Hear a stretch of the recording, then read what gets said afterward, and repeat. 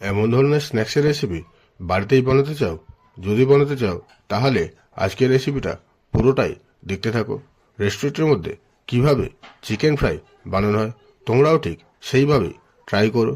চলো আজকের রেসিপি শুরু করা যাক। তাহলে আজকের রেসিপিটা বানাবার জন্য আমরা এখানে নিয়েছি 500 গ্রাম চিকেন।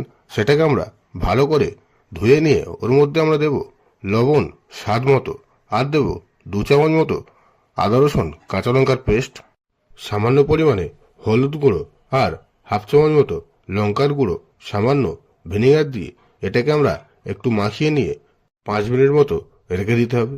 তারপরে ওর মধ্যে দিতে হবে হাফ চামচ কাস্তুরি মেথি, সামান্য পরিমাণে জোয়ান, কিছুটা গরম মশলার গুঁড়ো, আর দিতে হবে ধনে পাতা কুচিয়ে, আর দিতে হবে হাফ চামচ মতো চাট মশলা, 1 চামচ কাশ্মীরি লঙ্কার গুঁড়ো, আর 3 চামচ মতো বেসন, 2 চামচ মতো কর্নফ্লাওয়ার, আর দিতে হবে একটা ডিম ফাটিয়ে।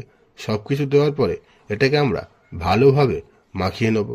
মাখিয়ে নিয়ে প্রায় 10 মিনিট মতো এমনই রেস্টে ছেড়ে দেব। যখন 10 মিনিট রেস্ট হয়ে যাবে তখন আমরা এই চিকেনগুলোকে ডিপ ফ্রাই করে নেব।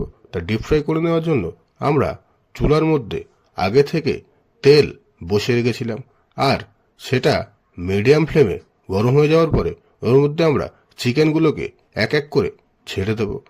তারপরে মোটামুটি 7 থেকে 8 মিনিট মিডিয়াম ফ্লেমে ভালোভাবে ভেজে নিতে হবে।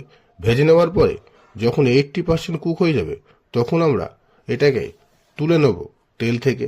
তারপরে আবার 2 মিনিট মতো চিকেনগুলোকে ওই তেলের মধ্যে ছেড়ে ভালোভাবে ভেজে নিলেই রেডি হয়ে যাবে আমাদের আজকের রেসিপি চিকেন ফ্রাই।